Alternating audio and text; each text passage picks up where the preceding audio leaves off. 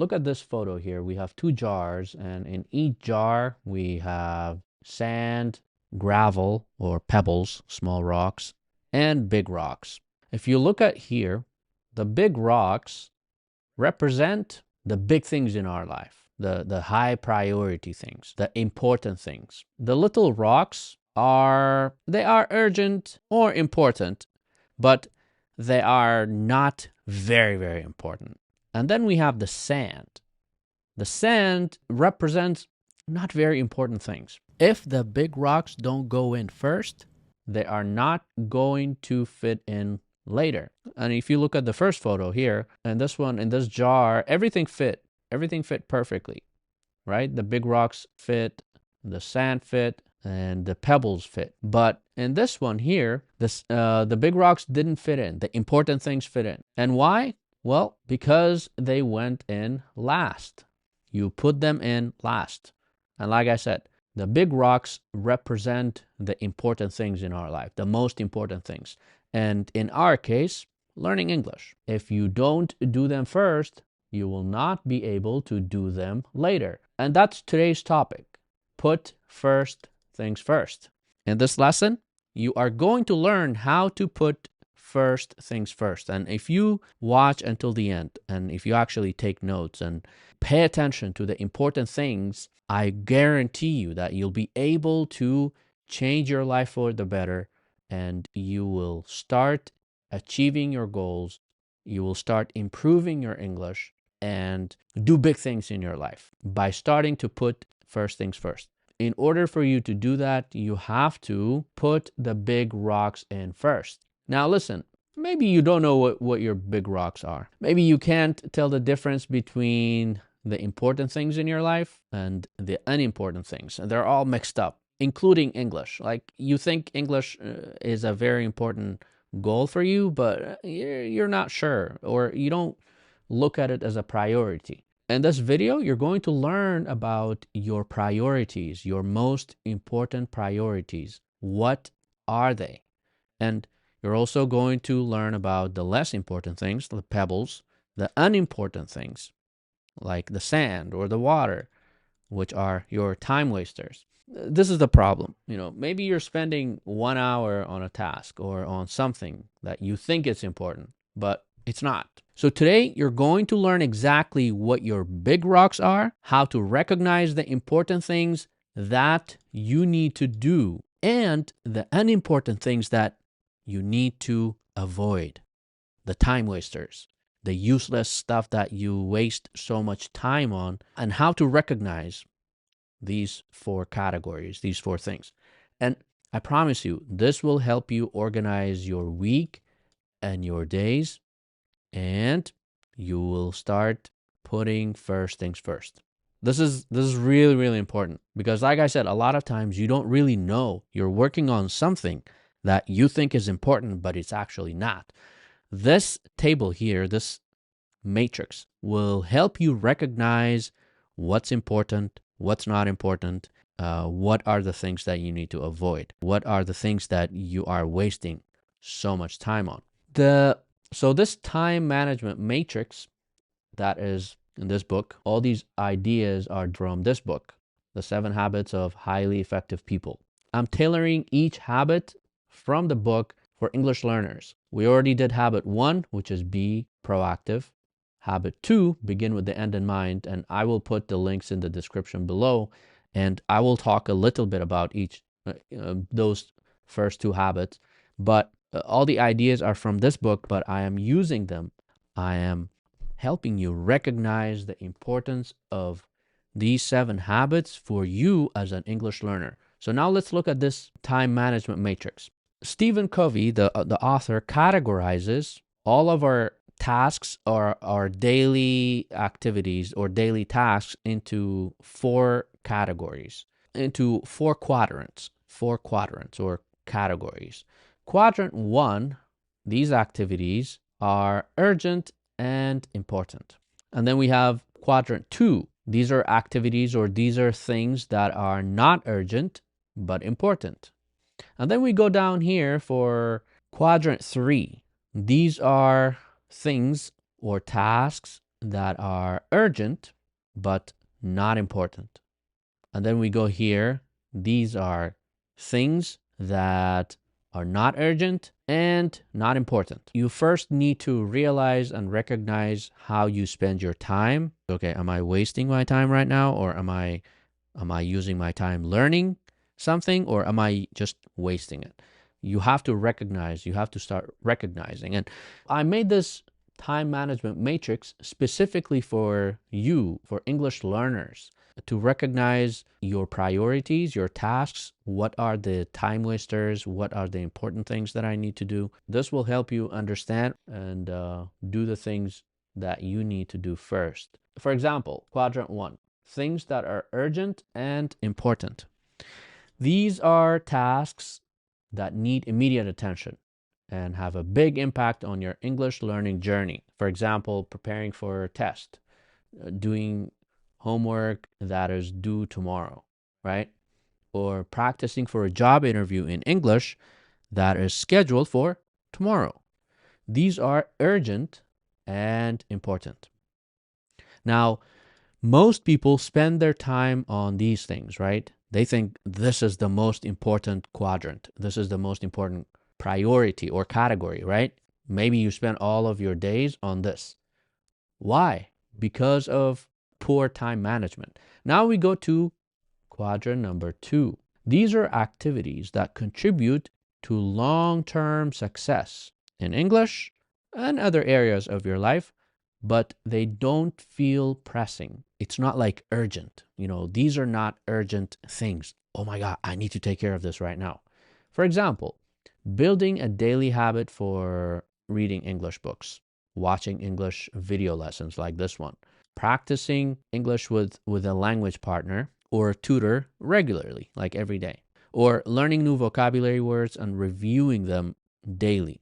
Watching English movies or shows with English subtitles to improve your listening skills, or writing a journal in English to improve your writing or your vocabulary, right? These are not urgent. It's not like, oh my God, I need to do this right now, otherwise something crazy will happen, or no. But they are important. Now we go to quadrant number three. These things right here, they don't contribute to your learning. They don't benefit you. For example, responding to unimportant messages, emails, comments that don't help you learn English, or accepting a friend's last-minute invitation to a social event, or he's inviting you for a dinner or some event last minute, or helping a friend with their English homework while ignoring your homework or your own studies. You put someone else before yourself. That's not good. And then we go to quadrant number four. These are distractions that don't add value to your English learning journey or your personal goals. So, for example, scrolling through social media instead of practicing your English, just checking Snapchat, checking TikTok, and just scrolling, or playing video games, or watching random YouTube videos that aren't really related to learning English or don't teach you anything valuable. Procrastinating on your English studies or a job interview that you have next day by doing unimportant tasks, doing unnecessary, silly stuff, right? So the goal is to first recognize what you are doing and how you're spending your time. And most people spend their time on quadrant one, things that are urgent and important. So always on the run, always on the run. Why? The reason you are always stressed and you're always behind on doing important things. You have homework that you need to submit tonight, but you haven't done it yet, is because of what? You're not putting the big rocks in first, right? You're not putting the big rocks in first. And because of lack of time management, you're spending a lot of your time here while you should be spending it here. Long-term success. Long-term success. This is the way to grow, focusing on long-term success. Because if you don't, you're always going to be running and you're always going to be rushing. understanding and recognizing that there are four quadrants, and this is how we all spend our days. We're either spending it on urgent and important things, always being on the run, always feeling stressed because you have all these last minute things you need to do, or we're spending our time on quadrant two, which are things that are steady, that are consistent, but not urgent. Not like you have to do them right now. Or you're spending your time on just urgent things, but they're not important. Or the last one, which is the worst. This is a difficult thing to do because if you're spending a lot of time on quadrant three, that's because you're just saying yes to everything. You're saying yes to everybody. If you're spending a lot of your time on quadrant four, that's just because you have no direction, you have no goals, you don't know exactly what your goals are, and you're just wasting your time. If you are spending a lot of your time on quadrant one, you are always stressed. That's because you procrastinate. So what you need to do is this. First, you have to decide what your big priorities are and have the courage to say no, to say yes to the important things and to say no to other things, like what I mentioned previously. So you have to start saying no to distractions, which are what? Quadrant four, and focus on what truly matters. So start ignoring, start saying no to this quadrant and start saying yes to this. Look at this here. Effective people are not problem minded. They're not problem minded. What is a problem minded person? A problem minded person is that if you tell them, oh, you need to do this, you need to practice every day, they say, oh, teacher, my problem is I don't have time, or my problem is I don't have Wi Fi at home, or I don't have Wi Fi. So they have a problem for every situation.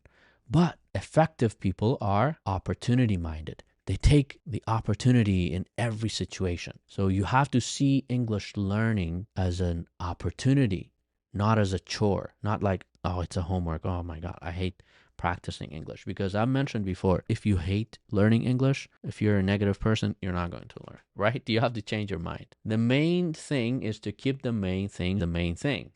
I mean, it's very simple. Your primary focus should be on activities that improve your English skills, which are what? Quadrant two. It's all about habits, consistency, and having a plan. If we don't practice habit two, begin with the end in mind, the cool thing about this book is all the 7 habits are related and connected. So you can't master habit 3 if you don't master habit 1, if you don't improve on habit number 2 or 3 or 4 or 7. So if we don't practice habit 2, which is begin with the end in mind, if we don't have a clear idea of what's important, of the results that we desire in our lives, and we go back to focusing on what's urgent instead of focusing on what's important, then we are not going to get and achieve anything.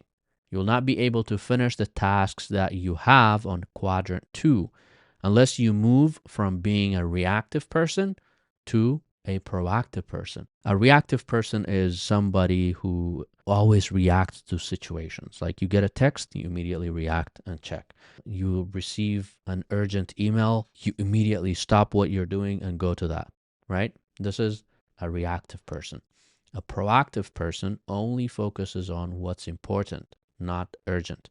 So they don't react to situations. Quadrant 2 is the heart of effective personal management. If you spend your time building a daily habit of reading English books, watching English video lessons, listening to podcasts in English, practicing speaking, recording your voice on your phone to practice English, you're going to become unstoppable, but not immediately, right? Because that's impossible. Here's an example. You're studying English, and then you get a message from your friend saying, you have to come to my house right now. All the guys are here, we're all hanging out, or all the girls are here, we're hanging out, you have to come. What do you do? Like you're studying English, right? What do? You have 2 options here. You close the book or stop the video that you're watching or the lesson you're studying and respond, oh my God, coming. Or you have another option. What is the other option? You don't respond immediately. What do? You ignore the message because you're studying, right? You're focused. And you get a text, oh, I'm really busy. This is really important. This is my future depends on this. So I don't respond to this. I ignore it.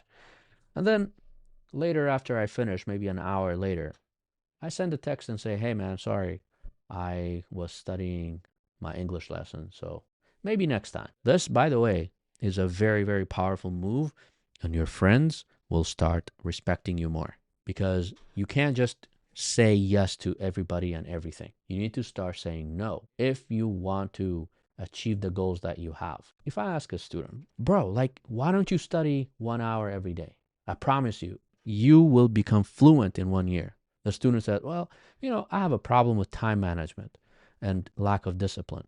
But actually, according to Stephen Covey, that's not true. The problem is, as he says, your priorities have not deeply planted in your heart and mind. What does that mean? Well, that means, for example, we're talking about practicing English and learning English. You say English is important and you want to improve your English skills, but you don't really feel that want in your heart or in your mind. Yeah, it's not strong enough.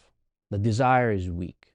And that is the reason that you respond, okay, I'm coming, and then you just leave it because English is not important for you. You're not looking at it as a big goal. You have to plant this goal in your heart and in your mind. So here are some tools that are going to help you to actually plant this goal and master executing the goal, right? How can we plant this goal?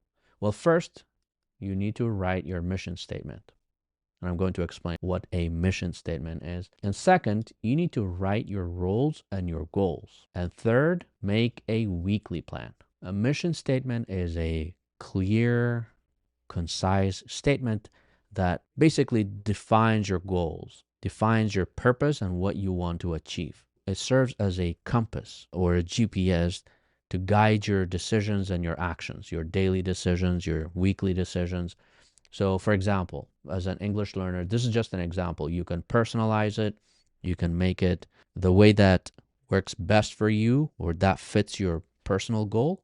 But an example for a mission statement would be, my mission is to become a confident and fluent English speaker by consistently practicing listening, speaking, reading, and writing every day. I will make my English learning journey number one to achieve my personal goals, my academic and professional goals while enjoying the journey. So you don't look at mastering the English language as a chore or as a homework. Oh my God, it's boring, but I want to do it.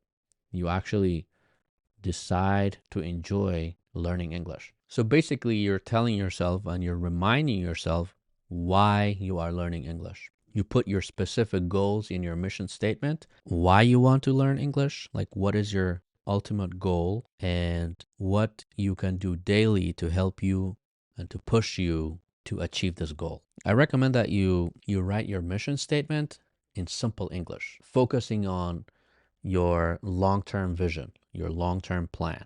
You write your mission statement in your notebook so that whenever you open it, you see it, and this will remind you of your big goal, the big rock. What is it exactly that you want to achieve? You need three things, right? First one is your mission statement. The second thing, your roles and goals. Roles are different areas of your life where you have responsibilities, like as a student, as an employee, as a parent, as a friend, and you can't mix up these roles. For example, your role as a student is to do your homework, to submit your assignments on time. Your role as an employee is to do the important things and perform the important tasks on time and to be a good employee.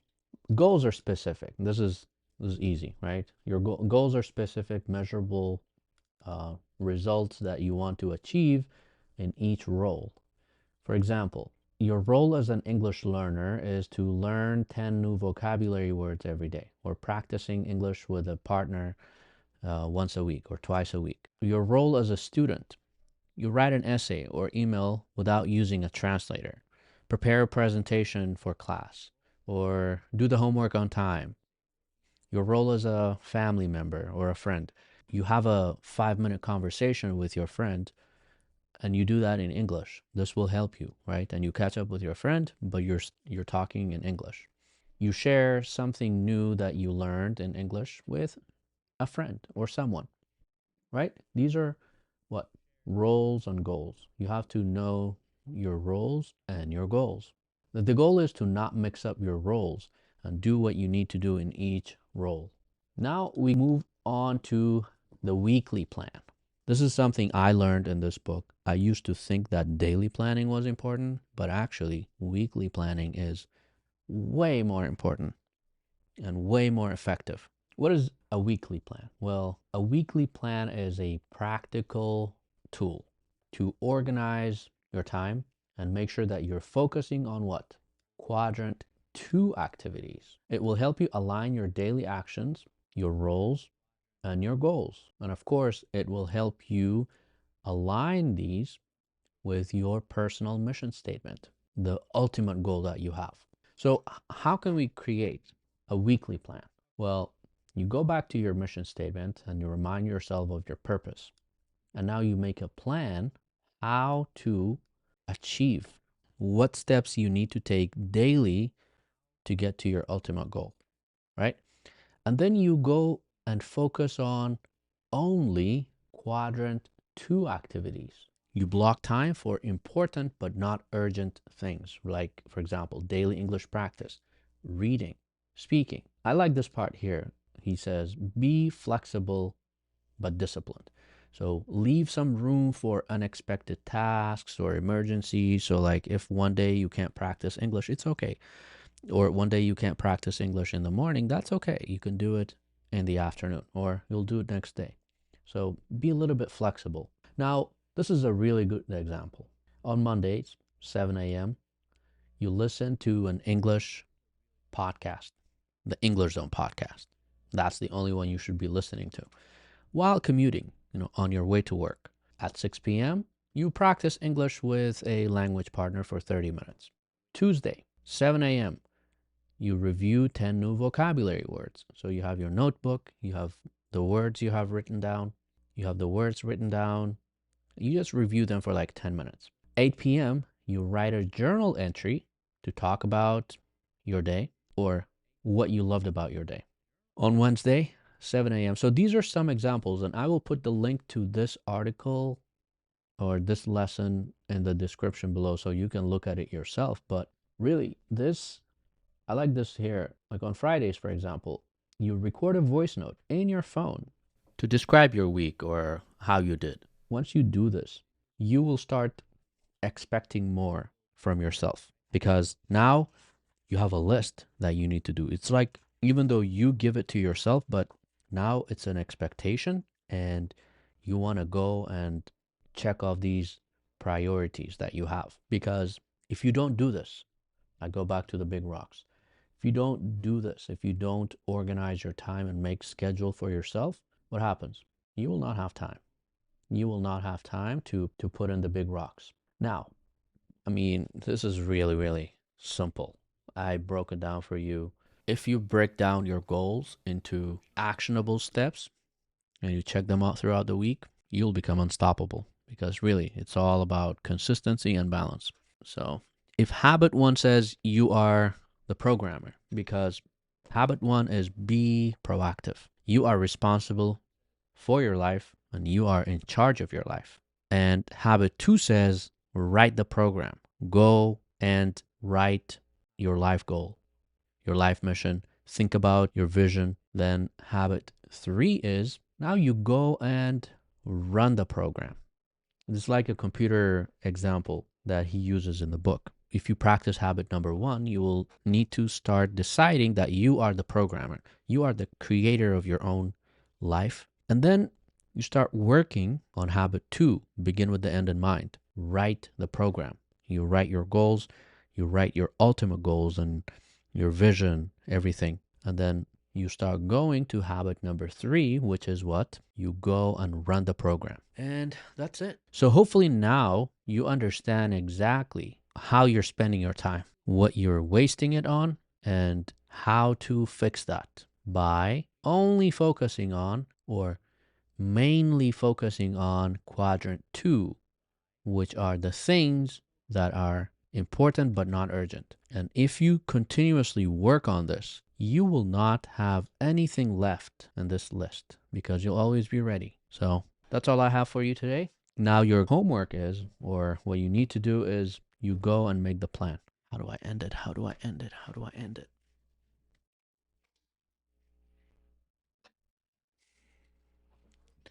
I mean, that's it. If you figure out the time management matrix, you're going to become unstoppable. So thanks for watching. If you like this video, just let me know in the comments.